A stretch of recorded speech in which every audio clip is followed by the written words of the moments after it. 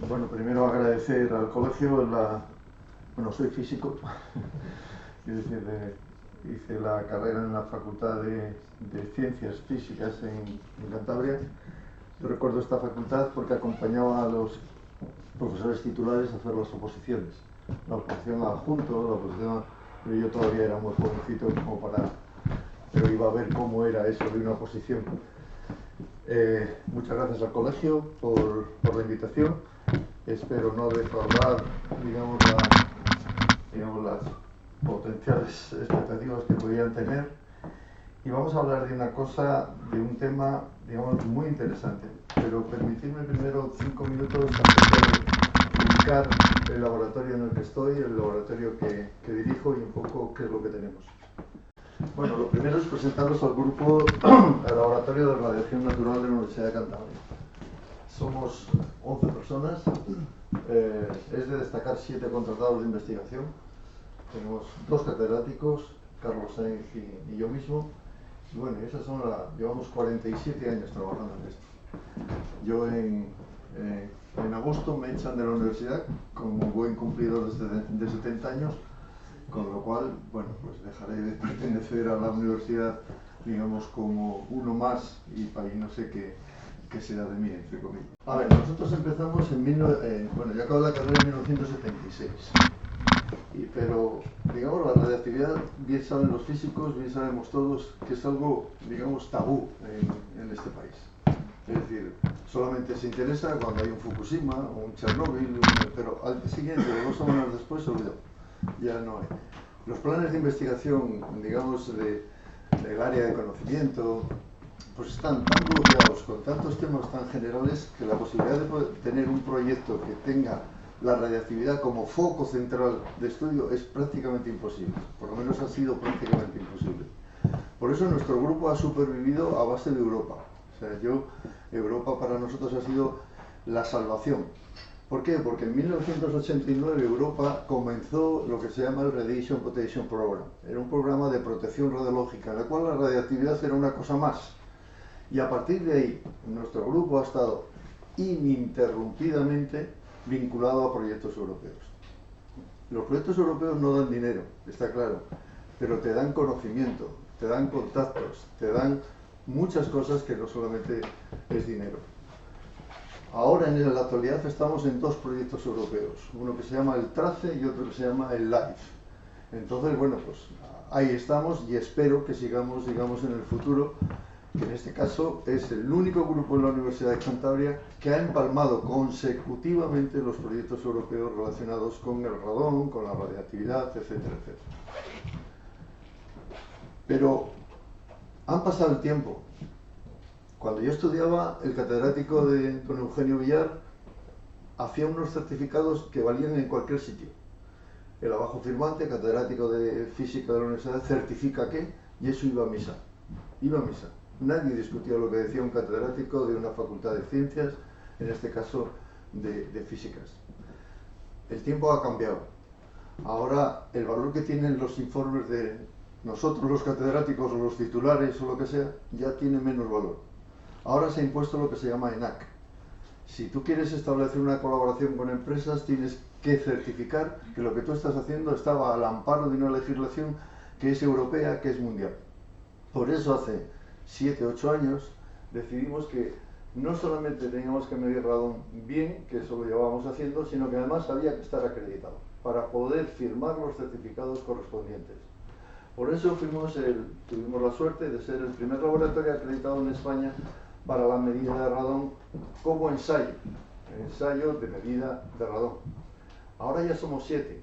Hemos tratado de ayudar a los nuevos ENAC, para darles la información que hemos podido conseguir nosotros y el camino que seguimos para poder estar acreditados. Pero no solo eso, sino que una de las características de los físicos creo que es el tratar de subir un peldaño más. Y en ese subir un peldaño más nos propusimos, el hacer un laboratorio de calibración. Eso es como la Champions League. Eso es como estar arriba. No hay más de 5 o 6 laboratorios en Europa que se dediquen a esta labor. y el nuestro es uno de ellos. Y está en la Universidad de Cantabria. Y yo todavía sigo esperando que mi rector, mi vicerrector diga, oye, enhorabuena. ¿Por qué? Pues porque es un tema que no interesa. Ahora todo el mundo parece ser que empieza a coger interés en el radón.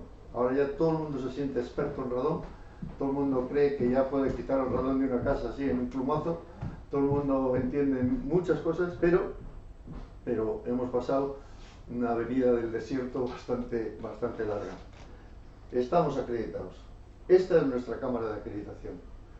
Ahí es donde nosotros hacemos, digamos, las calibraciones, no solo de los detectores pasivos para la medida de radón, sino también de los monitores de radón, digamos, que miden radón de manera continua.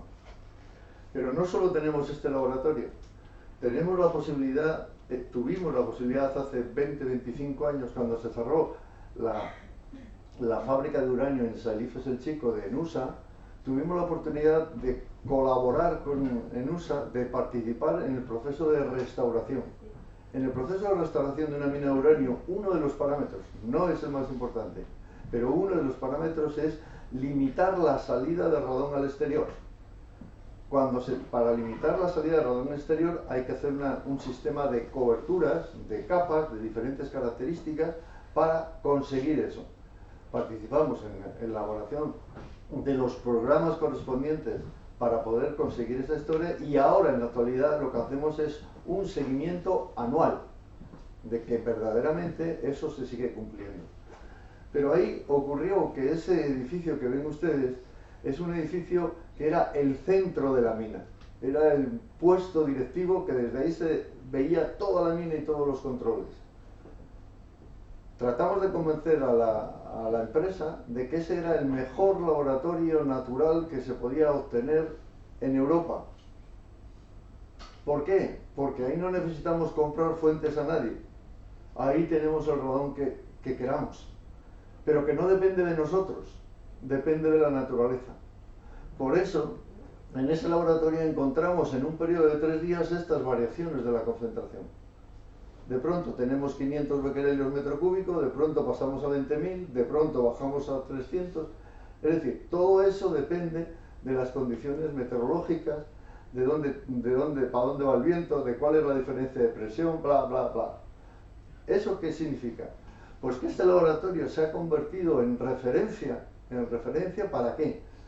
Pues para controlar, para certificar de alguna manera el comportamiento de los equipos de medida y su respuesta fundamentalmente. La respuesta que tienen, es decir, cuando un detector, un equipo de medida en continuo pasa de 500 a 20.000, algunos detectores son tan malos que luego de 20.000 no vuelven otra vez a 500, aunque la concentración sea 500. Entonces la inercia que tienen los detectores hace que en un laboratorio sea muy difícil de simular esas situaciones. Pero en este laboratorio que llamamos in situ, lo tenemos de manera natural. El próximo mes de mayo tenemos una intercomparación, hemos hecho varias, una nueva intercomparación de equipos de medida activos y pasivos en ese laboratorio. Hasta el momento presente hay apuntados más de 50 laboratorios, 25 nacionales y 25 extranjeros, que van a traer sus equipos, que van a traer sus dispositivos de medida para calibrar. Bueno, pues eso es algo que tenemos en España y que, bueno, no es fácil encontrar en Europa. Esto es un ejemplo, digamos, de los equipos que se hicieron en la anterior intercomparación. Pero vamos con el tema de hoy. El tema de hoy es el radón. Yo no voy a contaros que el radón es un gas incoloro, inodoro, insípido. Sabéis lo que es el radón, sabéis la tabla periódica, sabéis que está al fondo a la derecha, sabéis que es digamos, entre comillas, el tonto de la tabla periódica, porque no se mete con nadie, no relaciona con nadie, no hace... Está ahí. Vale, pasaba por allí y nada, ni mira para un lado ni mira para otro, está ahí. Pero es muy importante lo siguiente. ¿De dónde viene? Pues de dónde viene ya sabemos. El abuelo es el uranio, su padre es el radio y él es un gas. Pero esta diapositiva que hizo el director del departamento donde yo estuve, el catedrático don Eugenio Villar García, Está muy bien, muy bien. Y esto es lo que utilizamos cuando vamos a dar una de las 200, 500 charlas que hemos dado, digamos, a lo largo del territorio nacional. Muchas, en 47 años da tiempo para mucho. ¿Qué es? ¿Qué quiere representar esta diapositiva? Pues mirad, si os fijáis, el uranio y el radio están pisando suelo. Pisando suelo. ¿Y qué significa pisar suelo? Pues que el uranio y el radio están en el suelo, en toda la corteza terrestre, pero en el suelo. No están en el aire. Resulta que cuando el uranio se desintegra luego en el radio, seguirá en el suelo. ¿Y qué les pasa? Pues que el uranio y el radio están a expensas del agua que va a circular por esa zona. De tal manera que, dependiendo de las características de ese agua que circula, puede separar el uranio del radio, depositar uno y arrastrar otro, etcétera, etcétera, etcétera. Pero ¿qué ocurre con el radio cuando se desintegra? Pues que da un gas. Eso a nivel popular es muy difícil de entender, aquí evidentemente no. Cuando a alguien le dice que de un sólido resulta que sale una cosa que es gas, dice, eso no puede ser. Eso es David Copperfield, magia. No, no es magia, es física nuclear, ¿de acuerdo? Pero eso a la gente le cuesta entenderlo. Y sobre todo le va a costar entender mucho más cuando, como veremos más adelante, de un gas que es el radón, de unos hijos que son sólidos. Ya acaba y vámonos. O sea, esto ya no hay quien lo entienda. Pero vamos, esto no es, ponemos la anécdota, esto no es que si una pareja de chico y chica tienen un hijo y los dos son blancos y tienen un hijo negro, y dice, igual ha habido casualidad, ¿no? Algo ha pasado por ahí, no sé, igual la 25 generación, bueno, no, pero esto no es casualidad, esto no es azar, esto es física y por lo tanto se rige por las leyes de desintegración radiactiva. Por eso esta imagen es nuestro símbolo como laboratorio, porque refleja muy bien lo que estamos midiendo. Pero estos son los hijos. El radón emite partículas alfa, como bien sabéis, y los hijos, fundamentalmente los polonios, también emiten partículas alfa. Por eso, cuando estamos hablando, digamos, del gas radón, el gas radón produce cáncer de pulmón. Mentira. El gas radón no produce cáncer de pulmón. El gas radón es un gas que emite partículas alfa, que si existe aquí mucho radón en esta sala, yo estoy respirando, ¿y cuánto tiempo permanece el gas radón en nuestros pulmones? 0, porque si es mucho nos morimos. Habrá que respirar, inspirar, respirar, inspirar. Luego el gas radón no le da tiempo, en el tiempo de permanencia en nuestros pulmones, a dar radiación alfa suficiente como para tener una dosis a nuestros pulmones importante. Luego el gas radón es un gran orgullo. Pero ¿qué ocurre con sus descendientes? Pues sus descendientes, que son los que aparecen ahí, tienen el mismo tamaño, se vinculan, se agarran, como vamos a ver ahora, a partículas de determinados tamaños. Fundamentalmente, a las partículas a las que se agarran son partículas de 0,1 micras, 0,1, 0,2 micras. ¿Y cuántas hay aquí? Pues aquí en una sala de estas normal, lo normal, aunque nos parezca que está todo muy limpio, podemos tener 5.000, 6.000, 7.000 partículas por centímetro cúbico. ¿Cómo es posible? Pues como bien decía el compañero, si traemos un monitor, lo medimos y contamos. Y contamos que había unas 5.000, 6.000. Si fumamos, pues muchas más. Si vamos a un laboratorio de IBM en el cual todo tiene que estar limpio, limpio, limpio, limpio, pues tenemos menos. Si nos vamos a la Cueva de Altamira, por ejemplo, en la Cueva de Altamira en algunas épocas del año no llega a 150 partículas por centímetro cúbico. La cueva está absolutamente aislada del exterior. Pero cuando intercambia con el exterior, la Cueva de Altamira pasa a tener 4.000 partículas por centímetro cúbico. Bueno, pues de todas esas partículas, una proporción tienen 0,1 micras, 0,1, 0,2. Y ahí es donde los descendientes del radón se vinculan. Cuando yo estoy respirando, por lo tanto, estoy respirando no solo el gas radón, sino las partículas. Y las partículas, cuando entran, se depositan a lo largo del sistema respiratorio. Y esas sí que no salen para afuera otra vez. Esas se nos van a quedar ahí en diferentes tramos de nuestro aparato respiratorio, son las que van a dar radiación alfa, energía, y son las que verdaderamente podemos asociar a la presencia de una lesión, de un cáncer de pulmón, por ejemplo. Eso es muy importante de entender, porque entonces, claro, dices, ya, luego el gas radón no produce cáncer de pulmón, bien, vale, titular, pero sus hijos sí, y no hay hijos si no hay padre. Vale, bien, lo pongamos como protagonista al padre, pero no es el padre el responsable de que sus hijos sean unos villanos. Ese es un poco, eso es muy importante, porque todavía se sigue escuchando en algunas charlas de estas que vas, y a mí me gusta ir mucho a oír las charlas de los compañeros, no de los compañeros expertos, pero sí de los divulgadores mil que salen ahora, de los periodistas que escriben y no controlan lo que están escribiendo o no contrastan lo que están escribiendo, que dicen, no, el radón es un gas que produce cáncer de pulmón y tal. Pues, hombre, afina un poco más. Desde el punto de vista físico deberíamos de ser mucho más precisos en la definición de qué es lo que hay. Por eso, esa es la idea que tenemos que tener. Bueno, pues esto es un poco el procesamiento, el comportamiento químico, físico del radón. Ahí tenemos un átomo de radón. Cuando se desintegra tenemos un 88% y un 12%. Bien, pues ahí tenemos las dos opciones. Digamos, se nos crea una partícula cargada y se nos queda una parte neutra. Bueno, proceso de desintegración del radón en sus dos porcentajes, en sus dos historias. ¿Qué ocurre? Pues que la humedad ambiental se produce neutralización, pero a su vez, una vez que se produce la neutralización, se vinculan a los aerosoles, a esos aerosoles. A los aerosoles presentes en el aire, que son los que nos vamos a tragar. Y hay dos tipos. Podemos distinguir dos tipos. Los que llamamos la fracción, esa fracción, digamos, que se ha vinculado a los aerosoles de 0,1 micras, 0,2 micras, y los que quedan en plan libre, lo que llamamos unattachment. El otro será attachment, vinculada y no vinculada. Claro, la vinculada sí que la podemos medir.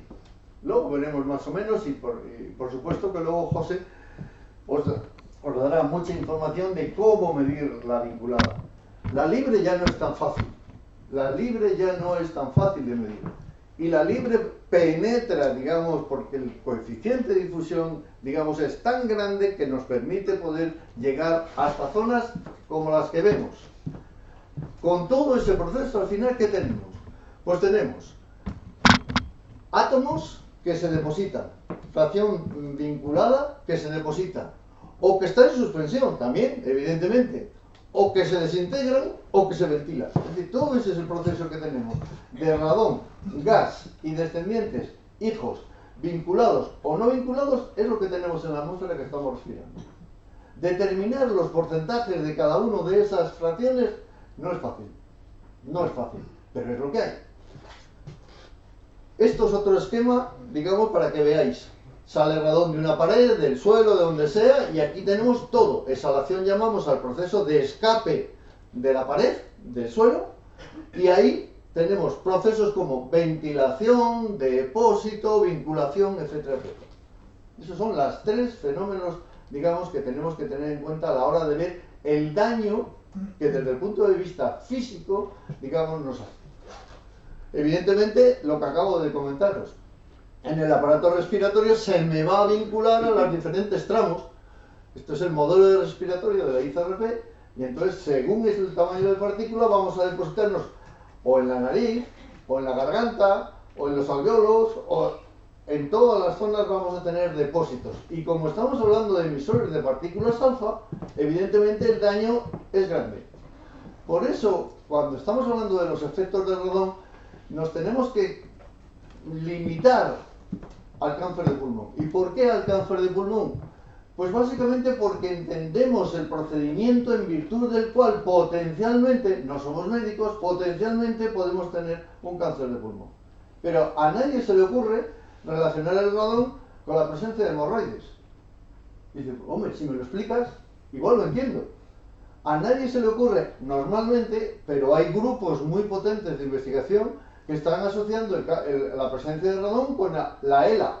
¡Wow! ¿De qué estamos hablando? Bueno, pues habla con los ingleses y verás que tienen grandes publicaciones, pero muy pocas, digamos, con muy poco eco y con unos resultados todavía muy de a ver qué pasa, en los cuales tratan de relacionar esas dos cosas. Pero aquí sí que entendemos el mecanismo físico, químico, biológico. Luego, por lo tanto, por eso se ha centrado toda la investigación en el cáncer de pulmón. Esto es un estándar. Esto, fijaros que es de 1998. Pero esto no ha cambiado mucho. Es donde se depositan en función del tamaño de la partícula, donde se me van quedando. Esto ya está muy estudiado, no ha cambiado mucho con relación al 1998 y nos dice que las partículas de 0,1 micras, pues una parte en el alveolo, en la bronquial, en la bronquiolar. Bueno, pues ya sabemos, si ¿esto para qué se hace? Esto no se hace para el radón, esto lo hizo Portendorfer para el radón, pero esto se hace para, fundamentalmente, cuando estamos calculando la dosimetría recibida en centrales nucleares. Cuando tenemos cientos de elementos por ahí pululando en una central nuclear y yo quiero calcular la dosis de vida al elemento X, tengo que hacer un modelo dosimétrico y me tengo que imaginar a ese señor, a ese elemento radiactivo, dice, ¿por dónde va? ¿Dónde ha estado? ¿Qué elemento era? ¿Era alfa, era beta, era gamma? Y todo eso es un modelo dosimétrico. Bueno, pues el radón nunca, hasta hace poco, ha tenido la aplicación, la consideración, incluso por la ICRP, de aplicarle un modelo dosimétrico. Siempre han sido modelos, como vamos a ver, epidemiológicos. ¿Qué son? Pues mirar a ver cuántos mueren de cáncer, estudio de casos y controles, que es una técnica estándar en epidemiología. Y de ahí se sacaron los factores de conversión que luego veremos. Pero esto es lo más importante. Si lo que nos hace daño son los descendientes, entonces dices, ¿por qué mido el radón? Coño, porque es el padre. Y dices, sí, ya, pero sería mejor medir los descendientes, ¿no? Por supuesto. Pero es difícil y caro. Difícil y caro, apague, vámonos. Tenemos que buscar una forma fácil de por lo menos tener un orden de magnitud de qué estamos hablando. Si es problema, si merece la pena estudiar más en detalle, etcétera, etcétera. Por eso se tiene que inventar obligatoriamente lo que se llama factor de equilibrio. El factor de equilibrio es la relación que hay, como bien indica la fórmula, entre los descendientes y el radón. Relación de descendientes y radón. Si yo conozco el radón y lo multiplico por el factor de equilibrio, tengo concentración de descendientes, que es lo que me interesa a mí para calcular la dosis y el daño que ocasiona. ¿De acuerdo? Pero entonces ahora hemos pasado el problema de no puedo medir descendientes. Tienes que medir factor de equilibrio. Igual de difícil. Igual de difícil que medir descendientes. Luego entonces los organismos internacionales, la ICRP, termina cortando por el bacalao por algún lado. Y dice, oye, mira, ya sé que el factor de equilibrio varía a lo largo del día, a lo largo del mes, a lo largo del año. Que varía todo, que es muy difícil de medir. Que vamos a recomendar que uséis un factor de equilibrio 0,4. Antes era 0,5, lo han cambiado. Es decir, se ha ido cambiando a lo largo de, digamos, de las diferentes investigaciones que se han hecho. Es decir, mira, pero esto no hay que tomarlo como decir 0,4 y 0. No es verdad. No es verdad. El batedor de 0,4 es como todos lentejas. Cuando te vas a una cueva, pues encuentras unas variaciones, igual nosotros en Altamira, que estamos en el grupo de investigación de la conservación, pues hemos medido variaciones del factor de equilibrio importantísimas. Pero, globalmente hablando, esto es como cuando los chicos de mi grupo me dicen que acaba de salir en televisión que el salario medio en España son 2.200 euros. Y luego hemos dicho, perdona, sí, porque yo estoy aquí con los 1.300, 1.400, nos vamos mal. Y dice, no, es que es la media aritmética. Si hubiesen calculado la media geométrica para minimizar el impacto de los más altos, te saldrían 1.500. Pero se sigue diciendo que ganamos 2.200 en media. Eso es un problema de que los físicos, digamos, nunca podemos entender por qué se utiliza en una distribución log normal, que son las de los sueldos, se utiliza una distribución normal. Queda muy bonito. Bien, vale. Bueno, pues entonces, importante lo del factor de equilibrio. Mirad, esta es una gráfica brutal, también de la época digamos, del principio del radón. Porque sí que es verdad que una cosa os voy a decir sinceramente. Yo me jubilo, me voy, espero seguir con el tema, pero en los últimos, bueno, Luis igual me corrige, pero en los últimos 20, 30 años con relación al radón no se ha descubierto nada absolutamente nuevo. Hay un libro que os recomiendo de Nazarov, que es Radon Decay Products. Tú te lees ese libro y dices, joder, qué poco hemos hecho en los 40 años. Hemos mejorado tecnología, hemos mejorado conocimiento, hemos mejorado modelización, todo eso sí, pero los principios básicos siguen siendo los mismos. Y mirad lo que nos está diciendo esa gráfica. En esta gráfica lo que tenemos es básicamente, por un lado, el número de partículas, por otro lado, el factor de equilibrio, y por otro lado, la fracción libre. Evidentemente, si yo tengo, digamos, a medida que aumenta el número de partículas, aumenta el factor de equilibrio. ¿Por qué? Porque tengo más partículas dispuestas a recibir a los descendientes del radón. Si tengo muchas partículas, evidentemente la fracción libre disminuye. Es sentido común, bueno, es física también. Es decir, que eso hay que estudiarlo bajo diferentes condiciones, en laboratorio, en casas piloto, etc. ¿De acuerdo? Pero esas son, digamos, la magia de los dos. ¿Dónde estamos nosotros? Pues mirad, os he dicho que más o menos entre 5.000 y 6.000 es el valor del número de partículas que suele haber en una habitación, en una casa, etc. Si yo bajo para abajo, resulta que me encuentro... ¿Dónde me encuentro? ¿Dónde me encuentro el factor de equilibrio? Pues aproximadamente el 0,4. Si yo el 0,4 equivale a estas partículas. Más o menos, 5.000, 6.000.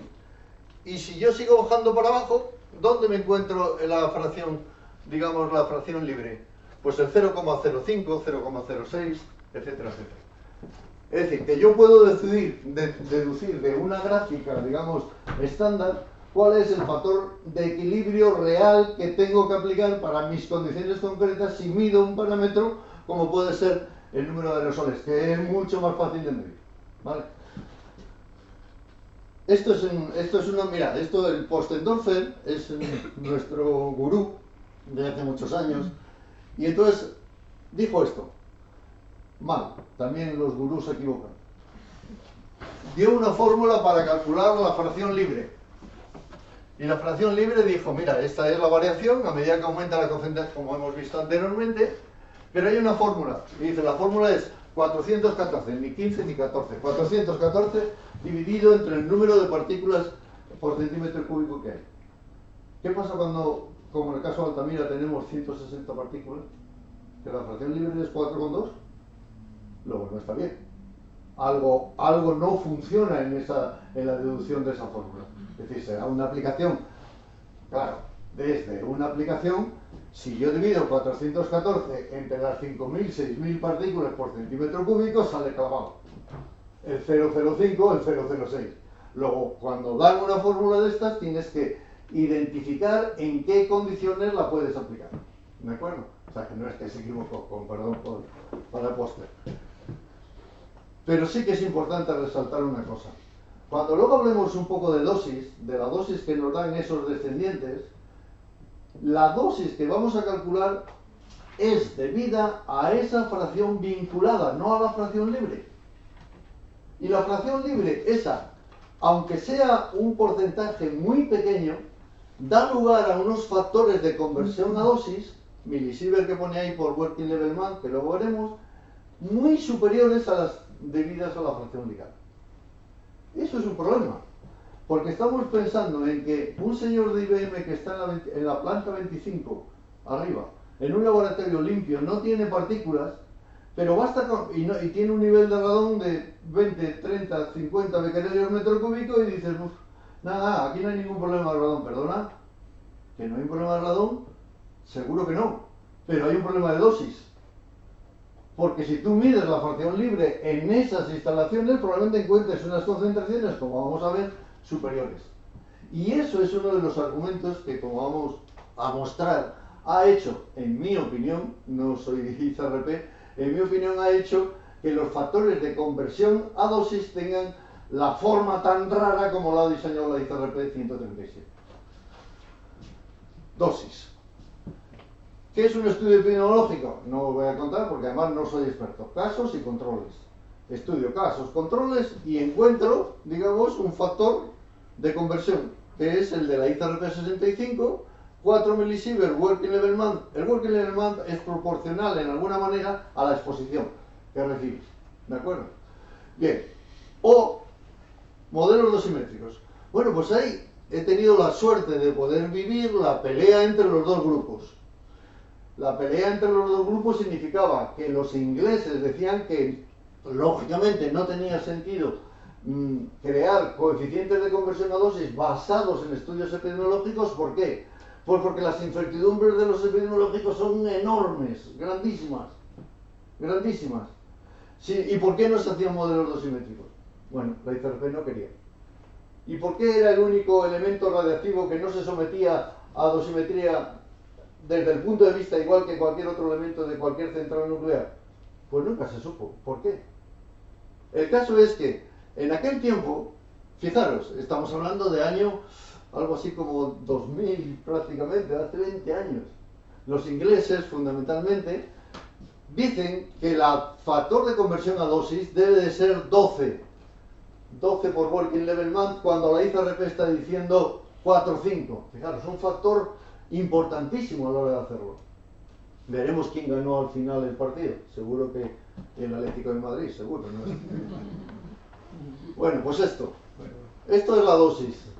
No os voy a dar la vara, que la dosis en el país normalmente son, debido a todas las fuentes, 2,8 milisievert, que tenemos ese límite de 20 milisievert para trabajador profesionalmente expuesto, y que como esta charla también, insisto, es la que impartimos en el ayuntamiento de vete a saber cuál, pues les tienes que hablar acerca de la radiografía de tórax.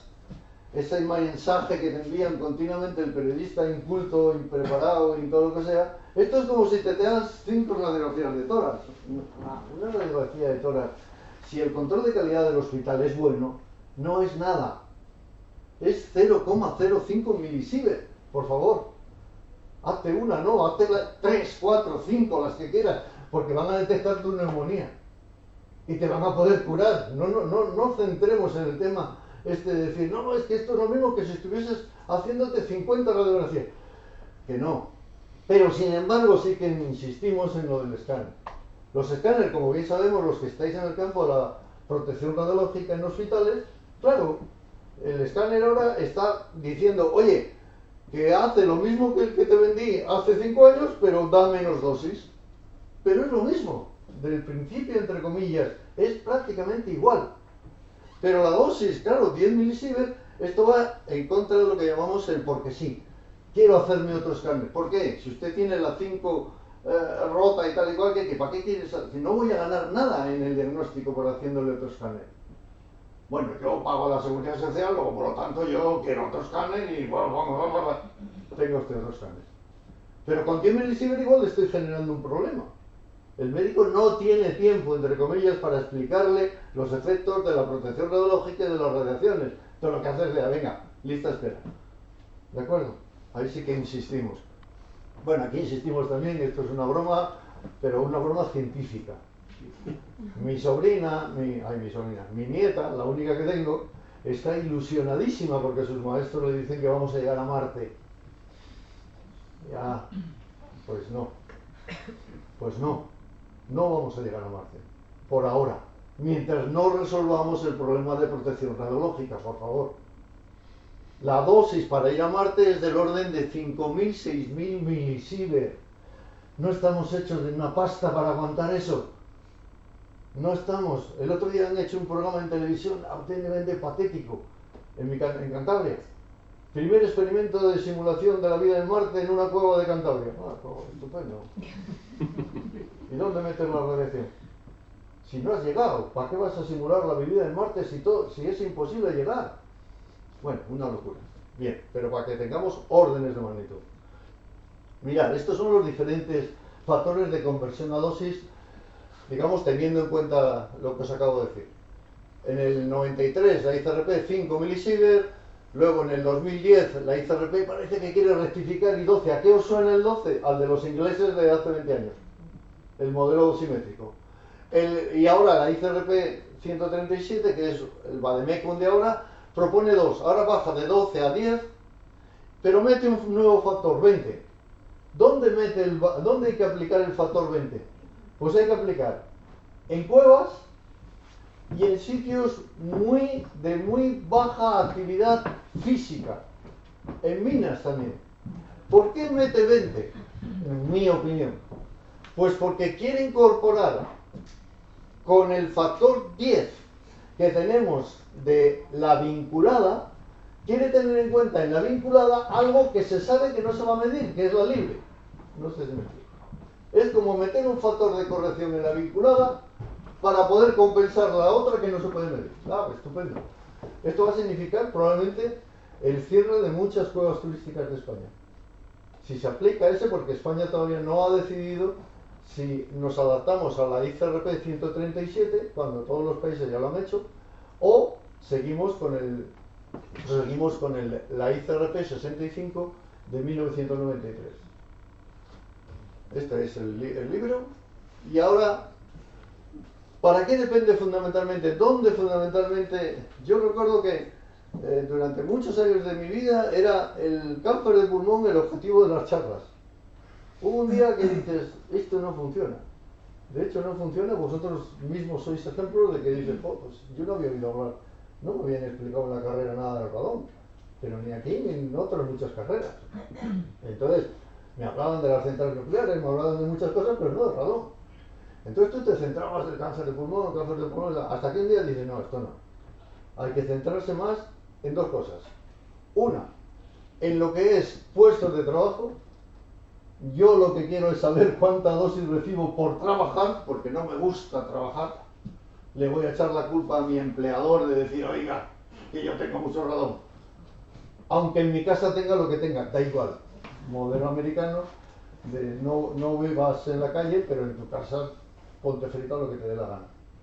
Bueno, pues eso es un objetivo fundamental de la nueva legislación, digamos, de la Directiva Europea. Centrarse en los puestos de trabajo y en las dosis que recibes en tu puesto de trabajo.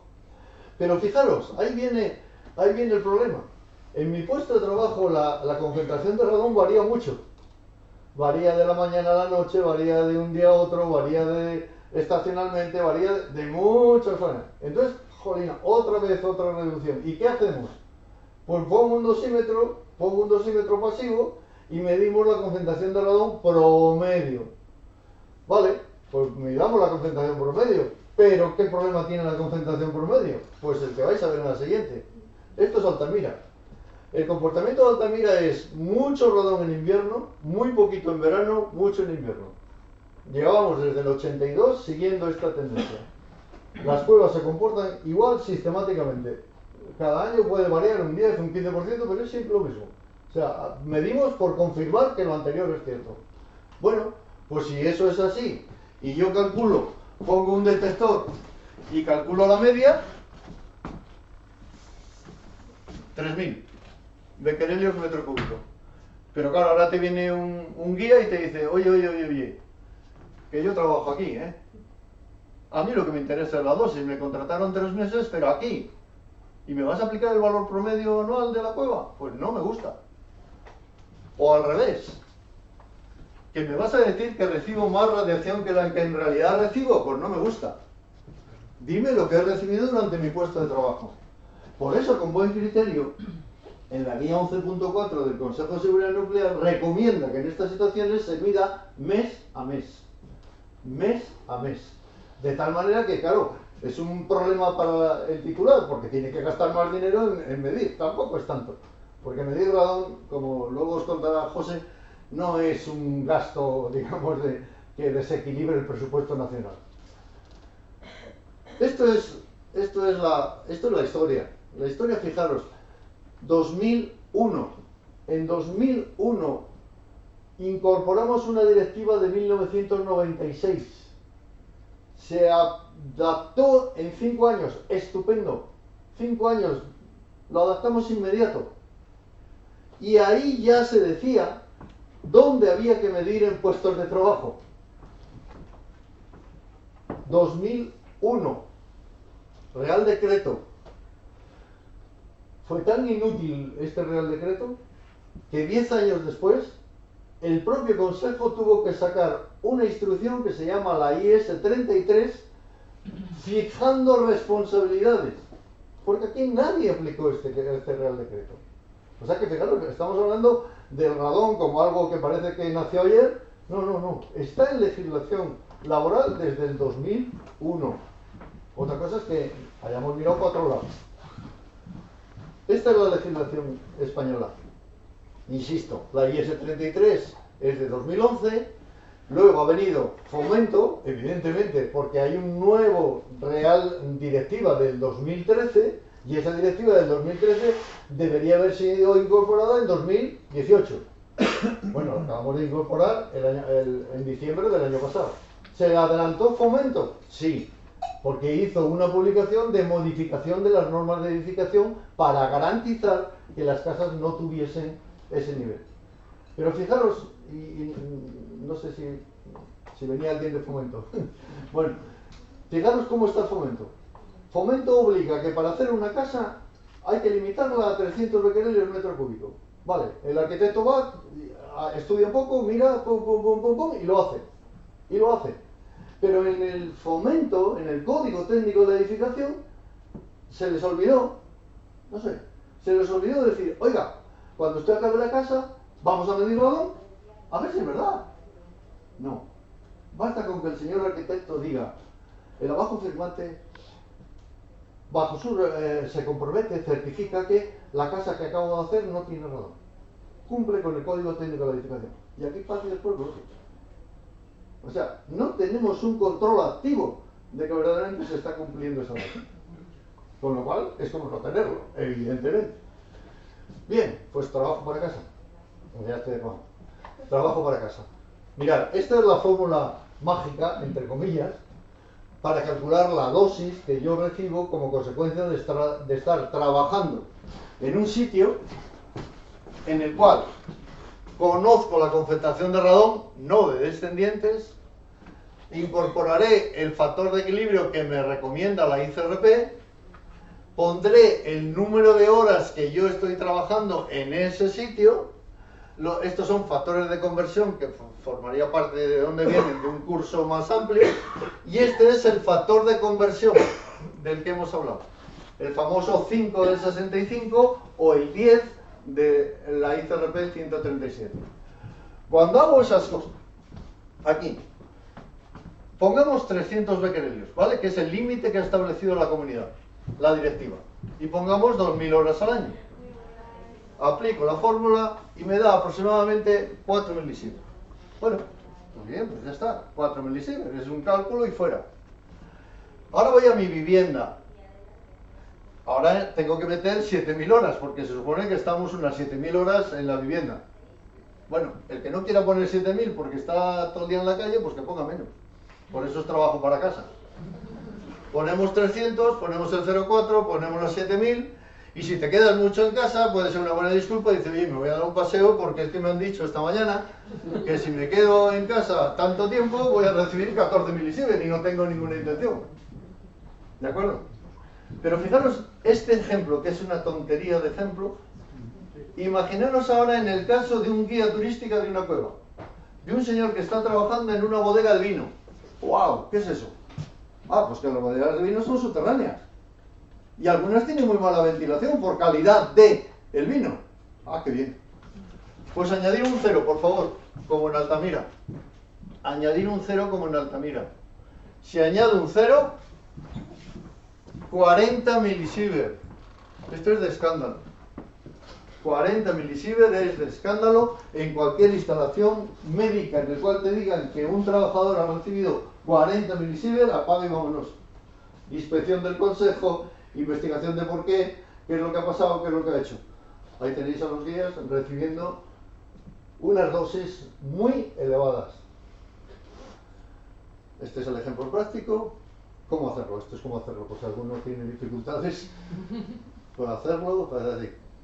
Y esta es para acabar lo de la investigación en curso.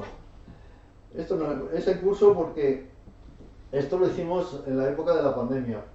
En la época de la pandemia, de esto que están viendo la tele, ¿os acordáis la tercera diapositiva que salía el tamaño de diferentes partículas? Pues aparecía que los virus, el virus del COVID, tiene un tamaño de 0 micras. O sea, tú estás viendo, sí que es verdad que estás obsesionado con el radón, que toda tu vida ha sido radón, que ves radón por todos los sitios, que cuando ves es una obsesión, lo siento. Pues estás viendo la tele y dices, coño, si esos son los descendientes, si el COVID tiene el mismo tamaño que los descendientes, joder, qué casualidad. Y al día siguiente vas al laboratorio y dices, chicos, tenemos que hacer un experimento. Si la FPP2 para el virus del COVID, tiene que parar los descendientes del radón. Vamos a verlo. Y nos metimos en un cuarto y generamos 3.000 becquerelios metro cúbico. Generamos 3.000 becquerelios metro cúbico y nos pusimos 2 mascarillas. Una fuera y otra por dentro. Cuando estuvimos allí 2, 3 horas, 4, nos sacrificamos un poco, vimos esto. Cogimos la primera mascarilla, la del exterior, y nos fuimos al laboratorio, espectrometría gamma. ¿Y qué vemos? Pues los descendientes del radón, el triplete y el de 0,61. Y la segunda mascarilla la pusimos, no hay nada. Luego hemos parado todos los descendientes. Hemos parado todos los descendientes con la primera mascarilla. Luego hicimos una evaluación, pero dijimos, qué maravilla. Repites el experimento 3 o 4 veces y dices, oye, que sí, esto funciona. Mandamos un artículo científico, pero no como artículo científico, sino como, oye, que hemos encontrado esto, que hasta ahora nadie se había dado cuenta de esto. Como la típica carta al editor diciéndole, mira, que esto está muy bien y tal. Y el editor manda los referees y los referees, muy típico muchas veces de la comunidad científica, te dicen, ¿y han probado ustedes con diferentes mascarillas? ¿Ya han comprobado si depende del espesor de la mascarilla? ¿Ya han comprobado si... no vayas usted a la porra? O sea, esto es lo que es. Luego haremos una tesis doctoral de esto, ¿vale? Pero este es el mensaje para cientos de personas que están trabajando en sitios con altas concentraciones de radón. Todavía seguimos peleando con los referees. O sea, ¿por qué seguimos peleando con los referees? Pues porque afortunadamente todos, un porcentaje muy elevado de guías turísticos, de los que están en la Cueva de Nerja, Cueva de las Maravillas, Cueva del Otro, todas las cuevas turísticas de España, pues han entendido el mensaje antes que el referee. Y han dicho, sí, yo ahora me pongo una mascarilla. Me pongo una mascarilla al margen de que luego evalúen el tipo de mascarilla, el espesor de la capa, la composición química de la mascarilla, todo eso. Bueno, pues eso es un poco la parte final. Esta es nuestra página web, elradon.com, donde podéis encontrar muchísima información. Y luego he puesto, bueno, muchas gracias, y luego he puesto ahí abajo, como esto se supone que se va a quedar para el colegio, luego he puesto aquí una pila de cosas, o sea, unas... bueno, todas estas cosas esta es muy curiosa, si tenéis 2 minutos. ¿Sabéis el mapa del radón, no? Pues el mapa del radón se hizo porque Europa nos decía había que identificar las zonas de alto riesgo de radón, las potencial radón. Vale. ¿Por qué? Por el cáncer de pulmón, ¿no? Pues mirar dónde se produce el cáncer de pulmón en España. No es exactamente en el potencial de radón. No es exactamente en el potencial de radón. Está esa zona. En azul aparecen sitios donde hay medidas. Pero la densidad de medidas en Galicia, que siempre se habla, o en la Sierra de Guadarrama, donde siempre se habla, no hay tanto cáncer de pulmón como estamos, digamos, alardeando algunas veces en la prensa. O sea, donde está el cáncer de pulmón, fijaros, es en Cantabria. Y no tenemos radón. O sea, quiere decir que nos queda mucho por hacer, ya los físicos, mucho más. Bueno, pues todo esto lo tenéis de complementario. Pues muchas gracias y a vuestra experiencia.